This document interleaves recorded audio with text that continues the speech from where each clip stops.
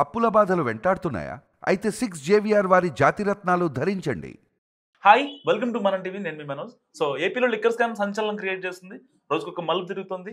ఎవరు ఏ టైంలో అరెస్ట్ అవుతారో ఎవరికి అర్థం కావట్లేదు. సో తాజాగా వెంకటేష్ నాయుడు ఆయన ఒక కామన్ మ్యాన్ అనుకున్నాం. అలాంటి అతను దాదాపు ఒక చార్టెడ్ ఫ్లైట్లో డబ్బుల్ని ఇలా జానలతో లెక్క పెట్టుకుంటూ ఇది 2 కోట్లు, ఇది 3 కోట్లు అంటూ ఫైనల్ చేస్తున్నాడు. ఒక సామాన్యుడు, ఒక చెవిరెడ్డి భాస్కర్ రెడ్డి సన్నిహితుడు లాంటి వాడు చెప్పుకునేవాడు ఒక బగ్గర్ వేసుకొని డైరెక్ట్గా ఫ్లైట్ దగ్గరికి వెళ్ళి అంత ఆయనకి ఎక్కడి నుంచి వచ్చింది? సో ఇలాంటి నేపథ్యంలో నెక్స్ట్ అరెస్ట్ అయ్యేది ఎవరు? నిజంగా జగన్ అని చెప్పి చాలా రోజుల నుంచి ప్రచారం జరుగుతున్నప్పటికీ అది కరెక్టా కాదా, లేకపోతే పిఎల్ఆర్ ప్రాజెక్ట్స్ ఏవవుతున్నాయో పెద్దిరెడ్డికి సంబంధించిన కంపెనీలకి ఆ డబ్బులు ఎందుకు ట్రాన్స్ఫర్ అయినాయి 5 కోట్లు? ఇప్పుడు అదే ఆఫీస్ నుంచి పెద్దిరెడ్డి రామచంద్రారెడ్డి ఎందుకు అక్కడ నుంచి ఆడిట్లు నిర్వహిస్తున్నారు? అకౌంటెంట్స్ ని అందరినీ పిలిపించి మరి ఆయన ఇప్పుడు ఈ టైంలో హడావుడి చేయాల్సిన అవసరం వచ్చింది. మనతో మాట్లాడడానికి రెడీగా ఉన్నారు జనసేన అధికార ప్రతినిధి రజనీ గారు. రజనీ గారు నమస్కారం అండి. నమస్తే అండి. బాగున్నారా? Yeah sir, fine sir, thank you. ఇది ఇప్పుడు లిక్కర్ స్కామ్ గురించి మనం ప్రత్యేకంగా మాట్లాడుకోవడానికి పని లేదు. ఎందుకంటే దానివల్ల చాలా రప్చర్ క్రియేట్ అయింది, ఒక అభివృద్ధి కుంటుపడుతుంది. ఇంకా ఇలాంటి నేపథ్యంలో చాలా మంది వాళ్ళ హెల్త్ కూడా పాడైపోయినాయి. సో ఇదంతా పక్కన పెడితే ఇప్పుడు డబ్బు రికవరీ చేసే ప్రయత్నంలో పిఎల్ఆర్ ప్రాజెక్ట్స్ కి 5 కోట్లు, సరే అక్కడ అమౌంట్ చిన్నదైనప్పటికీ దాదాపు దాన్ని వెనక తీగలాగితే డొంక కదిలే ఛాన్సెస్ చాలా ఎక్కువ ఉన్నాయి. సో ఇలాంటి నేపథ్యంలో ఇప్పుడు వెంకటేష్ నాయుడు తెర మీదకి వచ్చాడు. అసలు దీనికి ఒక ఎండ్ కార్డ్ పడే అవకాశం ఉందంటారా? నమస్తే అండి. ముఖ్యంగా వెంకటేష్ నాయుడు గారి గురించి స్టార్ట్ చేద్దాం. చెరుకూరు వెంకటేష్ నాయుడు ఇతను తిరుపతి పరిసర ప్రాంతాల్లో చెవిరెడ్డి భాస్కర్ రెడ్డి అనుచరుడుగా వ్యవహరిస్తుంటాడు. ఇతనికి కేటీఆర్ గారికి సత్సంబంధాలు చాలా ఉన్నాయి. కల్వకుట్ల కవిత గారితో పాటు ఇతను చార్టెడ్ ఫ్లైట్ లో ఎన్నో సార్లు ట్రావెల్ చేస్తున్నారు. ఇతను సిద్ధార్థ రెడ్డి గారితో క్రికెట్ కి సంబంధించిన, క్రీడా రంగానికి సంబంధించిన కొన్ని డబ్బులు అటువైపు ఇటువైపు దారి మళ్లించడంలో కీలక పాత్ర వహించేవాడు. అదే రకంగా ఇతనికి ఏమీ తెలీదు, చదువు లేదు అనుకుంటాం కానీ హైలీ నాలెడ్జ్డ్ సార్. ఎంత నాలెడ్జీ అంటే గత రాష్ట్రంలో తెలంగాణ రాష్ట్ర ఎలక్షన్స్ కూడా మా డబ్బులతోనే జరిగినాయి అనేటటువంటి పరిస్థితి అండి. ఎందుకంటే ఆంధ్ర రాష్ట్రంలో ఎస్పెషల్ గా తిరుపతి నుంచి డబ్బు అక్కడికి వెళ్లేవండి. అవి సరే అంటే వెంకటేష్ నాయుడు గారి స్వయాన తీసుకువెళ్లేవారు. ఇతనికి జగన్ గారికి ఎంత సుపరిచితుడు అంటే మీరు ఒకటి గుర్తుపెట్టుకోండి, ఈ మధ్య కాలంలో వారి సతీమణి కొండ ఎక్కదని తెలిసి, కొండ ఎక్కడం ఇష్టం లేదు అని ఆవిడకి తెలిసి కొండనే తాడేపల్లి ప్యాలెస్ కి దించినటువంటి సమర్థుడు. సో దానికి చక్కగా పసుపు చీరలు, ఎర్ర చీరలతో ఉండేటటువంటి కోలాటం ఆడేటటువంటి ఆడవాళ్ళు, తిరుపతి సెట్టింగ్ అన్ని పర్ఫెక్ట్ గా చేసినారండి. దానికి అయిన ఖర్చు 5 కోట్లు. దాని గురించి చెవిరెడ్డి భాస్కర్ రెడ్డి గారు చూడు ఈ కష్టం అంతా వెంకటేష్ నాయుడే పడ్డాడు, వెంకటేశ్వర్ని మీ ముందు తీసుకొచ్చినాడు అంటూ గౌరవ జగన్ రెడ్డి గారికి పరిచయం చేస్తూ, లేకపోతే గౌరవ జగన్ రెడ్డి గారి దగ్గర నుంచి మెప్పిస్తున్న పరిస్థితులు. వీటన్నిటితో పాటు ఎంతో మంది హీరోయిన్లతో కూడా అతను స్పెషల్ ఫ్లైట్ లో వెళ్ళినటువంటి ఫొటోస్. ఎవరి సామాన్యుడు అంటే ఒక రేషన్ కార్డు హోల్డరు ఈ రోజు రాష్ట్ర రాజకీయాలను శాసించేస్తున్నాడు, తెర వెనకటువంటి సూత్రధారి. అందులోనూ SMS రిక్వెస్ట్ కనుక, నా పెర్ఫార్మెన్స్ కనుక మీకు నచ్చితే SMS రిక్వెస్ట్ పెట్టండి అన్నట్టుగా 5 కోట్లు, 6 కోట్లు, 11 కోట్లు కూడా ఇక్కడ సేవ్ చేసి పెట్టినాను. ఇదిగో డబ్బు, ఇదిగో 3 ర్యాక్స్ లో పెట్టినాను, ఇదిగో 4 అలమార్లో పెట్టినాను, ఇంకోటి అనేసి ఇవన్నీ ఆయనకి సెల్ఫీ వీడియో పెట్టుకున్నాడండి. కానీ చాలా దారుణం ఏంటంటే దొంగతనం చేసినప్పుడు లేకపోతే ఆ దొంగ సొమ్ము ఎక్కడ దాయాలండి? ఎక్కడ తీసినారో అక్కడ దాయరు కదా, సెక్యూర్ గా దాస్తారు కదా, అదొకటి. తర్వాత ఎవరైనా మర్డర్ చేసినటువంటి కత్తిని సంకలో పెట్టుకొని తిరగరు కదా, అదొకటి. ఈ 2 డౌట్స్ నాకు వచ్చినాయండి. ఎందుకంటే ఆయన అంత అంత డబ్బుని వీడియోలో పెట్టి ఆ వీడియో తన ఫోన్ లో ఎందుకు పెట్టుకున్నాడో నాకు అర్థం కాలేదు. ఎందుకంటే తన ఎయిర్పోర్ట్ దగ్గర పట్టుకోగానే ఆ వీడియోలో మొత్తం అంతా వచ్చేసినాయి. అంటే తనకు తాను లొంగిపోదాం అనుకుంటున్నాడా, లేకపోతే డబ్బులు ఇక్కడ దొరికినాయి కాబట్టి ఈ కేసును ఈడీకి సిబిఐకి పంపించేసానంటాడా? ఈడీకి సిబిఐకి పంపించేస్తే ఇక అది ఒక సముద్రంలో పడిపోయినటువంటి చేప, దాన్ని వెతకడం మన వల్ల కాదు. కాలువలో ఉన్నప్పుడే పట్టుకోలేకపోయాం వలలేసి, ఇక సముద్రంలోకి వెళ్ళాక పట్టుకుంటామండి? ED CBI case, Vivekananda Reddy గారి కేసు ఎక్కడ అయిపోయిందో మీరు చూసినారు. సో ఈ వెంకటేష్ నాయుడు అనే వ్యక్తి చేసినటువంటి తప్పు ఏంటంటే అప్పట్లో మా హైకోర్టుకి చాలా మంది వచ్చేవాళ్ళండి. అందరూ వచ్చేవారు, అన్ని పార్టీల వారి కేసులు అవి ఉండేవి కదా. ఒక వైసీపీకి సంబంధించిన ఒక వ్యక్తి నాకు ఒక లడ్డు ప్రసాదం తీసుకొని ఇచ్చారండి. అమ్మ తీసుకోండి ప్రసాదం అన్నారు. చూస్తే చాలా నీతిగా, చాలా టేస్ట్ గా, చాలా జీడిపప్పు, కిస్మిస్, ఇంకా పిస్తా పప్పులు ఇవన్నీ కూడా ఉన్నాయి. చాలా టేస్టీగా ఉంది, చాలా బాగుందండి లడ్డు అన్న. బాగుంటుందమ్మా, ఎందుకు బాగోదు? ఇది వెంకటేశ్వర స్వామి లడ్డు కదా, తిరుపతి లడ్డు కదా అన్నాడు. సార్ సార్ సార్ లడ్డు బాగుంది, తిరుపతి లడ్డు కాదు సార్ ఇది అన్న. అదేంటమ్మాయి తిరుపతి లడ్డే అంటే? అలా ఎవరన్నారు సార్? పళ్ళు రాల కొట్టండి, తిరుపతి లడ్డు స్టాండర్డ్ వేరు, ఆ స్మెల్ వేరు, అది ఆవు నెయ్యితో చేసింది, ఇది అది కాదు సార్, ఇది బాగుండొచ్చేమో కానీ అది ఇది ఒకటి కాదని. అప్పుడు ఈ వెంకటేష్ నాయుడు గారు సెట్టింగ్ వేసి తిరుపతిని మొత్తం ఇక్కడ తీసుకొచ్చి పెట్టినప్పుడు, తిరుపతి లడ్డూలే తీసుకొచ్చి ఇక్కడ పంచిపెట్టాలి కదా. ఇక్కడ ఒక 4 లడ్డూలు తెర మీద తిరుపతి లడ్డూలు పెట్టి కిందంతా డొల్ల లడ్డూలు, అంటే ఈయన తయారు చేయించినటువంటి నేతి ఖర్జూరాలు జీడిపప్పు లేసిన లడ్డు. మన లడ్డూలో ఖర్జూరం ఎప్పుడన్నా దొరికిందా అండి? పిస్తా పప్పు ఎప్పుడన్నా దొరికిందా? కానీ ఆ లడ్డూలో ఖర్జూరం పిస్తా కూడా ఉంది. అంటే అతను చెప్తాడు, ఏముందిలే దేవుడి లడ్డు, అది ఇది ఒకటైందండి, వాళ్ళే నమ్మేస్తారు. ఎవరు నమ్ముతారు? సో నేనేమంటున్నానంటే, ఈ రోజు వెంకటేష్ నాయుడు గారు ఇరుక్కున్నా, లేకపోతే వెంకటేష్ నాయుడు గారికి శిక్ష పడినా, ఇది కలియుగ ప్రత్యక్ష దైవం అనేటువంటి శ్రీ వెంకటేశ్వర స్వామికి జరిగినటువంటి అవమానంగా భావించాలండి. ఎందుకంటే సెట్టింగ్ వేసేసి దేవుణ్ణి ఆయన ముందు దింపేసి వారి సతీమణ్ణి మెప్పించడం కోసం దొంగ తిరుపతి లడ్డు తీసుకొచ్చి ఇవన్నీ కూడా తయారు చేసేసినారండి. ఇది కూడా తాడేపల్లి ప్యాలెస్ అడ్డాగా. అటువంటి వ్యక్తి వెంకటేష్ నాయుడు గారు 5 కోట్ల సెట్టింగ్ అయిన ఖర్చు. అదే రకంగా కవిత గారితో లిక్కర్ స్కామ్ లో ముద్దాయిగా ఉన్న కవిత గారితో ఇతను లిక్కర్ స్కామ్ లో డబ్బులు దాచిపెట్టినటువంటి వ్యక్తి. మరి ఆవిడ ఢిల్లీ లిక్కర్ స్కామ్ లో అరెస్ట్ అయినప్పుడు ఇతను అరెస్ట్ అవ్వాలి కదా. ఢిల్లీ లిక్కర్ స్కామ్ నాకు నిజంగా కాదు రజనీ, నాకు చిన్న డౌట్ ఇక్కడ. ఇప్పుడు లిక్కర్ స్కామ్ లో పెద్దిరెడ్డి అరెస్ట్ అయ్యాడు, పెద్దిరెడ్డి మిథున్ రెడ్డి. సో రామచంద్రారెడ్డి ఏదైతే పిఎల్ఆర్ ప్రాజెక్ట్స్ ఉన్నాయో దాని నుంచి లావాదేవీలు జరిగాయన్నది అది అందరికీ తెలిసిన విషయం. సో సిట్ కూడా ఆరోపిస్తుంది అదే 3,000 కోట్లు అని చెప్పి. ఎందుకు పెద్దిరెడ్డి ఆఫీస్ మీద సిట్ ఎందుకు యాక్షన్ తీసుకోలేకపోతుంది ఈ విషయంలో? Sir, SIT action already start లో ఉంది. పెద్దిరెడ్డి మిథున్ రెడ్డి అంటేనే పెద్దిరెడ్డి రామచంద్రారెడ్డికి సంబంధించిన బినామీ. తండ్రే ఆట ఆడిస్తాడు, ఎదురు బొమ్మ ఏదో రిమోట్ కంట్రోల్ తో కొడుకు తిప్పుతుంటాడు. సో ఒక్కొక్కడుగా దీంట్లో అంతిమ లబ్ధిదారుని పట్టుకునే ముందు ఎంత మందిని పట్టుకుంటారో మనకే ఆశ్చర్యం వేస్తుందండి. అసలు చెవిరెడ్డి ఎక్కడో ఉండే తిరుపతి వ్యక్తికి లిక్కర్ స్కామ్ కి ఏమన్నా సంబంధం ఉందా అనుకుంటావా? కానీ ఆయన వస్తారు. ఆయన వచ్చారు. మీకు తెలుసో లేదో, విడుదల రజనీ గారు శ్రీకృష్ణదేవరాయలు గారి మీద అభియోగాలు వేసి నా ఫోన్ ట్యాప్ చేసినాడు, నా పర్సనల్ విషయాల్లోకి వస్తున్నాడు అని రజనీ గారు మాట్లాడాక లావు శ్రీకృష్ణదేవరాయలు గారు ఆ పార్లమెంట్ సాక్షిగా 2,500 కోట్లు 3,500 కోట్లు దేశాలు దాటి వెళ్ళిపోయిన స్టేట్మెంట్ ఇచ్చారు.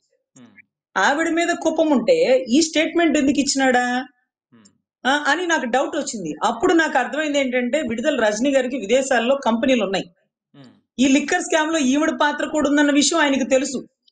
ఇలా ఇలా ఇలా ఇలా తిరిగి ఇలా కాకపోతే ఏదో ఒక రోజు ఈవిడ దగ్గర ఆగుతుంది.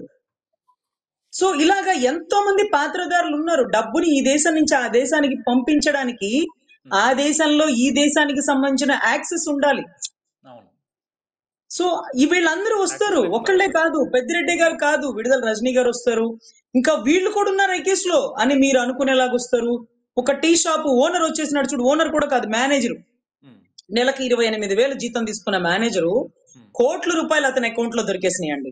అంటే దాని అర్థం ఏంటంటే, ఆ కుబేరా సినిమాలో గనక భిక్షాటన చేసే వాళ్ళ అకౌంట్ లో డబ్బులు వేసినట్టుగా వీళ్ళు ఐఐటి ఖరగ్పూర్ వాళ్ళని, బాగా చదువుకున్న నిష్ణాతుల్ని అలా సెలెక్ట్ చేసి, కొంతమంది డమ్మీలను సెలెక్ట్ చేసి అందరి అకౌంట్ లో డబ్బులు వేసేస్తూ కొంతమంది చనిపోతున్నారు, కొంతమంది యాక్సిడెంట్ అవుతున్నారు, కొంతమంది సూసైడ్లు చేసుకుంటున్నారు. ఇలా చాలా జరిగిపోతున్నాయండి. ఎందుకంటే ట్రాన్సాక్షన్ అయిపోయాక వాళ్ళని మిగల్చరు. సో ఇలా ఎన్ని యాక్సిడెంట్లు జరుగుతున్నాయి. ఒక చిన్న డౌట్ నాకు. ఇప్పుడు మిథున్ రెడ్డి అరెస్ట్ అయిన తర్వాత పెద్దిరెడ్డి రామచంద్రారెడ్డి కేవలం రాజమండ్రి జైలుకి వెళ్ళి వచ్చాడు, కలిశాడు, ములాఖత్ అయింది, అంతా బాగానే ఉంది, ఇంటికాడ నుంచి ఫుడ్ కావాలని చెప్పారు, ఇంకో 2 రోజులు రిమాండ్ కూడా ఇది అవుతుంది. సో ఇలాంటి మళ్ళీ సెకండ్ విచారణకు సిద్ధమవుతున్న సమయంలో ఈ 14-15 రోజులు ఎక్కడా కూడా పెద్దిరెడ్డి రామచంద్రారెడ్డి కనీసం కొడుకు అరెస్ట్ అయ్యాడని ఒక ఆవేదన కానీ, అంటే వీళ్ళు తప్పుని యాక్సెప్ట్ చేస్తున్నారు అనుకోవచ్చా? ఎందుకంటే ఇంకోటి ఏంటంటే, ఎంటైర్ రాజంపేట కాన్స్టిట్యున్సీలో ఉమ్మడి చిత్తూరు జిల్లా తీసుకోవచ్చు, ఎక్కడా కూడా మిథున్ రెడ్డి అరెస్ట్ అయ్యాక కనీసం ఒక ఆందోళన కార్యక్రమం కానీ, లేకపోతే ఇది అక్రమ అరెస్ట్ అంటూ మాట్లాడటం కానీ ఎక్కడా జరగలేదు. సో ఎంటైర్ ఈ సినారియో చూస్తే, ఇటు లాస్ట్ టైం రాఖీ కట్టిన రోజా కావచ్చు కనీసం మాట్లాడలేదు, సో మళ్ళీ ఇటు నారాయణ స్వామి కావచ్చు సైలెంట్ అయిపోయారు. ఇలా ఇన్ని పరిస్థితుల్లో చిత్తూరులో వైసీపీలో అల్లకల్లోలం జరుగుతున్న పరిస్థితుల్లో ఒక రకంగా మిథున్ రెడ్డి అరెస్ట్ ని వీళ్ళు వైసీపీలు కూడా లైట్ తీసుకున్నారు అనుకోవచ్చా? పర్టికులర్ పెద్దిరెడ్డి ఫ్యామిలీ కావచ్చు, వైసీపీ వాళ్ళు కావచ్చు. సార్, రాజంపేట పరిసర ప్రాంతాల వారందరికీ తెలుసు గౌరవ మిథున్ రెడ్డి గారి పాత్ర ఏంటి, పెద్దిరెడ్డి గారి సంస్థానం ఏంటి, వారు ఏ బిజినెస్లు చేసేవారు, వారి ఆస్తి గతంలో ఎంత, ఇప్పుడు ఎంత. ఒక ఎస్వి యూనివర్సిటీలో స్టూడెంట్ గా ఉన్న వ్యక్తి రాజకీయాల కోసం కిరణ్ కుమార్ రెడ్డి లాంటి వ్యక్తుల కాళ్ళు పట్టుకున్నటువంటి పరిస్థితి, ఒక అధ్యక్ష పదవి కోసం, పిసిసి అధ్యక్ష పదవి కోసం నాకు కావాలి, నాకు ఇప్పించండి, ఏదో ఒక పదవి ఇప్పించండి అంటూ అర్ధరాత్రులు అపరాత్రులు ఎంతో మంది నియోజకవర్గ సభ్యుల సమక్షంలో కాళ్ళు పట్టుకున్న పరిస్థితి. ఒక సాధారణ పౌరుడు వేల కోట్లకు అధిపతి ఎలా అయిపోతాడు ఇంత షార్ట్ టైంలో? ఇతనేమన్నా గూగుల్ క్లౌడ్ ఏమన్నా కనిపెట్టినాడా, లేకపోతే యాపిల్ ఫోన్ ఏమన్నా కనిపెట్టినాడా? ఏం చేసినాడు? ఎకరాల ఎకరాల భూమి ఏ పంట వేసి పండించినాడు? లేకపోతే ఏ పంట అంత లాభాన్ని తెచ్చింది? వరి పంట వేసిన ప్రతి రైతు ఉరేసుకునే పరిస్థితులు నెలకొనింది కదా.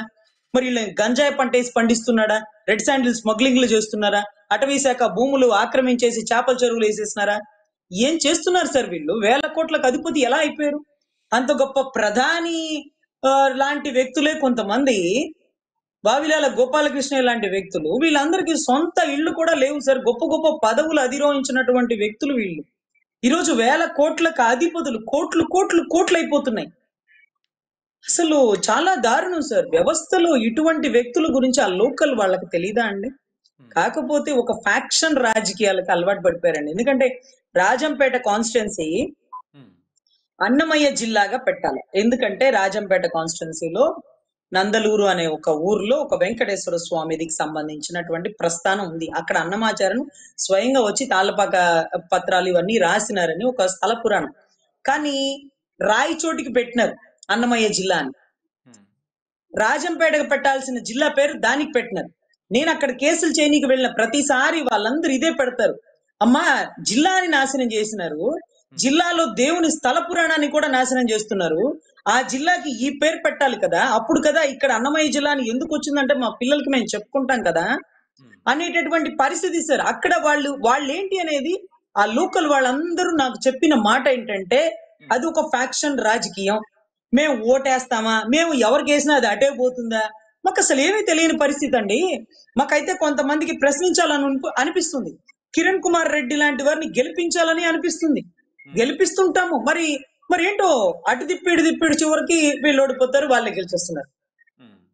సో ఇది చాలా దారుణం అండి. పెద్దిరెడ్డిని కొట్టి నిలబడగలిగే వారు అక్కడ ఎవరు లేరు అన్నట్టుగా ఒకటి సృష్టించేస్తారు. ఆ రామచంద్ర యాదవ్ గారు కూడా చాలా తిరిగినారు, చాలా దెబ్బలు తిన్నారు, చాలా ఫ్యాక్షన్ లో గొడవలు జరిగినారు. అక్కడ ఏదో ఉంది సార్. ఎందుకంటే ఆయన మీద అపరిమితమైన ప్రేమ అనేది అయితే అస్సలు లేదు, ఆయన మీద నమ్మకం అనేది అసలే లేదు. ఆయన ఏం కంపెనీలు తీసుకొచ్చి పొడిచాడు, అక్కడ ఏం యూనివర్సిటీలు పెట్టినాడు, మరి ఏం చేసినారని ఓట్లేస్తారు? వాళ్ళకి వాళ్ళు ఎకరాలు ప్రతి సంవత్సరం పెంచుకున్నారని. సో ఇక్కడ రజనీ గారు, ఫైనల్ గా ఈ లిక్కర్ స్కామ్ అరెస్ట్ అనేది ఎక్కడ ఆగుతుంది అంటారు? మీ యాజ్ ఎ అంటే జనసేన కార్యకర్త కాకుండా ఒక లాయర్ గా చెప్పండి, ఎందుకంటే మీకు ఈ కేసు సంబంధించిన లెక్కలు మొత్తం తెలుసు. ఎక్కడ ఆగితే రాష్ట్రం బాగుపడుతుంది, లేకపోతే ఆ అక్రమాలకు గురైన డబ్బు అయితే ఉందో అది రాష్ట్ర ప్రయోజనాలకి ఎలా యూజ్ చేయొచ్చు అంటారు? ఎవరి అరెస్ట్ జరగాలి సార్? ఇక్కడ అంతిమ లబ్ధిదారుడు పేరు తెర మీదకి వచ్చే లోపల 175 ఎమ్మెల్యేలలో ఎంత మందికి లిక్కర్ స్కామ్ లో పాత్ర ఉంది అనేది తెర మీదకు తీసుకురావాల్సిన బాధ్యత సిట్ దర్యాప్తుదారులకు ఉంది. అంతిమ లబ్ధిదారుడు ఎవరు, జే బ్రాండ్స్ అధినేత ఎవరు అంటే మా రాష్ట్ర ప్రజలు ఆప్షన్ లేకుండా ఆన్సర్ చెప్పేస్తారు. సిట్ మాత్రమే వెలికి తీయగలిగిద్ది. ఎందుకని అంటే ఎప్పుడైతే when it was enter into the ED or CBI, ఆ కేసు ఏమవుతుందో మాకు తెలియదండి. ఎందుకంటే గతంలో వివేకానంద రెడ్డి గారి మర్డర్ కేసులో ఈడీ అధికారి గాంధీ అనే ఒక హానెస్ట్ ఆఫీసర్ అండి, ఆయన భారతి గారికి నోటీస్ ఇచ్చిన మరుక్షణం ప్రభుత్వాలు మారగానే ఆయన్ని చాలా ఇబ్బంది పెట్టి ఆయన మీద ఈడీ కేసులు వేసినారు. సిబిఐ వివేకానంద రెడ్డి గారి మర్డర్ కేసులో రామ్ సింగ్ నిజాయితీ హానెస్ట్ ఫైర్ బ్రాండ్ లాంటి ఆఫీసర్ ని కడపలో ఆయన మీదే తిరిగి కేసులు వేసినారు. ఇది రక్తపు గుండెపోటు లేకపోతే గొడ్డలిపోటు కాదు అని చెప్పి మాట్లాడినటువంటి కొంతమంది కానిస్టేబుల్, ఏఎస్ఏలు తర్వాత వాళ్ళు డిఎస్పీ క్యాడర్కి వెళ్ళిపోయినారు. సో ఇటువంటి పరిస్థితుల్లో సిట్ దాటి ఈడీకి సిబిఐకి వెళ్ళిపోతే గంగలో కలిసిపోయినట్టే. దాని గురించే మెహక్ మహేశ్వరి అనే ఒక ఆవిడ, ఢిల్లీకి సంబంధించినటువంటి ఒక అడ్వకేట్ గారు లేకపోతే ఇంకొక ఆవిడ డైరెక్ట్ గా అప్పీల్ వేసినారు, పబ్లిక్ ఇంట్రెస్ట్ లిటిగేషన్, ప్రజా ప్రయోజన వ్యాధ్య. ఆవిడ అడుగుతున్నారు, జగన్ గారి పాత్ర ఉంది కదా, 3-4 సార్లు ఆయన పేరు ప్రస్తావించారు కదా, ఆయన మీద దర్యాప్తు చేసి ఆయన ఈడీ సిబిఐకి అప్పచెప్పండి అని. అర్రే, ఆయన ఇంతవరకు మేము అరెస్టే చేయలేదు, అప్పుడు ఈడీ సిబిఐకి అప్పచెప్పేయమంటే తీసుకెళ్లిపోతారు, మరి మీరు బయట వేసేస్తారు అక్కడ. మరి మీరు మాకు ఆయన కాదండి, ఆయన్ని నమ్మి ఎంతమంది తప్పు చేశారో ఆ తప్పుడు ఎమ్మెల్యేలందరినీ, మినిస్టర్లని, ఎంపీల్ని రాష్ట్ర ప్రజలకు ఇదిగో చూపించాలి, ఇదిగో ఈ తోలు బొమ్మలందరినీ ఆడిచ్చిన వాడు జగన్ నాటక సూత్రధారి ఇతను అని అప్పుడు చూపిస్తారు.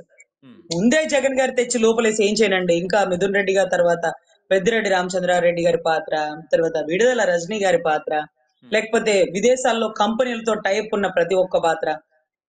ఇప్పుడు ఈ వెంకటేష్ నాయుడిని చూస్తున్నారు కదా, ఈ వెంకటేష్ నాయుడు గారు అనే వ్యక్తి ఏ ప్రభుత్వం ఉంటే ఆ ప్రభుత్వంతో అటాచ్ అయిపోతాడండి. కల్వకుట్ల కవిత గారు లిక్కర్ స్కామ్ లో ముద్దాయి అంటే వాళ్ళ అన్నకి వాళ్ళ నాన్నగారికి తెలియకుండా లిక్కర్ స్కామ్ లో సంతకాలు పెట్టేస్తుందండి. మరి వాళ్ళ అన్న వాళ్ళ నాన్న ఎందుకు లిక్కర్ స్కామ్ లో పార్టీగా అవలా? ఈవిడ సొంత నిర్ణయం తీసుకుందా? ఈవిడ తీసుకున్న నిర్ణయం వాళ్ళ అన్నకి వాళ్ళ నాన్నకి తెలీదా? ఏమో మరి మీరు కథల్లో చెప్పండి, మేము వింటాం. ఓకేనా? అదే రకంగా ఆవిడికే సంబంధం ఉన్నప్పుడు ఇక్కడ శరత్చంద్రారెడ్డి విజయసాయి రెడ్డి గారికి తెలియకుండా చేస్తాడా? విజయసాయి రెడ్డి గారు జగన్ గారికి చెప్పకుండా చేస్తారా? ఇంత గొప్ప లిక్కర్ స్కామ్ కూడానండి. ఆ పవనాలు అటుగా వెళ్లి తెలంగాణలో కవిత గారిని మీద నుంచి అటుగా మరికి వెనక్కి తిరిగి వెళ్ళిపోయినాయి. కానీ ఆంధ్ర రాష్ట్రం వైపు ఆ పవనాలు ఎందుకు రాలేదంటే అక్కడ అంది తుఫాన్ లాంటిది అప్పుడు లేదు. ఇప్పుడు ఒక అంది తుఫాన్ లాంటిది రాష్ట్రంలో ఉంది. సో ఇప్పుడు పవనాలు ఇటుగా వీచి ఇంత స్పీడ్ లో వస్తున్నాయి, ఇంతమంది కొట్టుకుపోతారనే విషయం కూడా తెర మీదకి వస్తుంది. ఎందుకంటే చాలా దారుణం. ఫైనల్ గా ఒక క్వశ్చన్ చెప్పండి మేడం, ఒక ఆన్సర్ చెప్పండి. జగన్ అరెస్ట్ అయ్యే అవకాశం ఉందంటారా లేదంటారా? జగన్ గారు 100% అరెస్ట్ అవుతారు సార్. కానీ ఇప్పుడే కాదు, ఇంకా చాలా మంది తెర మీదకి వస్తారు. ఇదొక అంటే కళ్ళు తెరిపించే సమాధానం మీరు చెప్పేది. నిజంగా 100% ఆయన అరెస్ట్ అనేది నాకు ముఖ్యం కాదు సార్. ఆయన మాట నమ్మి ఎంత మంది ఎమ్మెల్యేలు ఎన్ని కోట్ల డబ్బుల్ని దేశాలు దాటించారు. ఆఫ్రికా, అమెరికాలో కంపెనీలు పెట్టారు. కానీ ఆంధ్ర రాష్ట్ర అమరావతిని డెవలప్ చేయండి అయ్యా అంటే మా దగ్గర డబ్బు లేదు, మా దగ్గర తెలివి లేదన్నారు. మరి ఏ తెలుగులు పెట్టి ఆఫ్రికాలో కంపెనీలు పెట్టారు? సౌత్ ఆఫ్రికాలో, అమెరికాలకి ఎందుకు డబ్బులు దారి మళ్ళీ ఇచ్చినారు? తర్వాత ఆస్ట్రేలియాలో ఎందుకు మీ ఎన్ఆర్ఐలు అందరూ కూర్చొని పెద్ద పెద్ద ఇన్వెస్టర్లను తీసుకొచ్చి కూర్చోబెట్టి కంపెనీలు స్టార్ట్ చేస్తున్నారు? సో ఇవన్నీ మాకు చెప్పాలా? మా సంపాదన తీసుకొచ్చి తెలంగాణ ఎలక్షన్స్ కి నువ్వు చేయడం ఏంటి? కేటీఆర్ గారికి, కేసీఆర్ గారికి, కవిత గారికి మీరు డబ్బు పంపించడం ఏంటి?